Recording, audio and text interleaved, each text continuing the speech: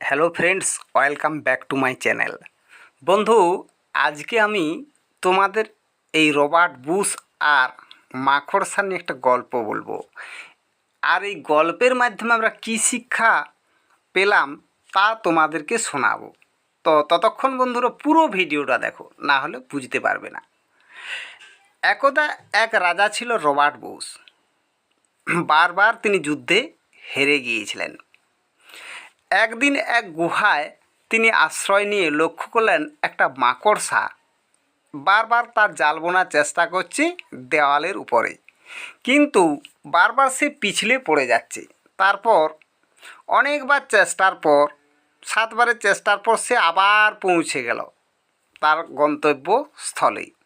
Robert Bush এখান থেকে শিক্ষা নিলেন যে বারবার ব্যর্থ হওয়ার পরেও সাফল্যের পথ দেখা যায়। তো ছোট্ট বন্ধুরা, কি শিখলে বলো তো এখান থেকে? যে শিখলে তুমি কখনো কোনো কাজে যদি ব্যর্থ হও তাহলে কিন্তু দুঃখ করো না, ব্যর্থতার মধ্যেই সাফল্যের চাবিকাঠি লুকিয়ে আছে। গতকালে জিম্বাবুয়ের একটা আমি ম্যাচ দেখছিলাম।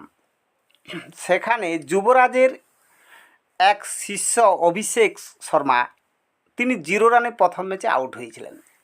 তার শিক্ষক তাকে বাহবা দিয়েছিল। কেন জানো তো? যে এই যে ছেলেটা হোঁচট খেয়েছে মানে বড় রান করবে। তাই আমরা শিক্ষা নেব যে যেখানে আমাদেরকে কাঁদাবে কোনো কাজ, সেইখান থেকে আমরা পিছপা না হয়ে আবার শুরু করব। তো ছোট্ট বন্ধুরা, দুঃখ পেলাম নাই। কোনো ছেলে দেখলো কম নাম্বার পাচ্ছে, তাকে সান্ত্বনা দিতে হবে যে তোমাকে আরও ভালো করে পড়তে হবে, এবং কোন কোন জায়গাগুলো তোমার ভরাট নেই সেই জায়গাগুলো তোমাকে মেরামত করে চলতে হবে। তো বন্ধু, এইভাবে তোমরা পড়াশোনাটাকে চালিয়ে যাও, দেখবে একদিন সাফল্যের ধাপে তোমরাও পৌঁছে গেছো। তো যাই হোক, ততক্ষণ সুস্থ থাকো, ভালো থাকো, আর পরের ভিডিওর জন্য অপেক্ষা করো।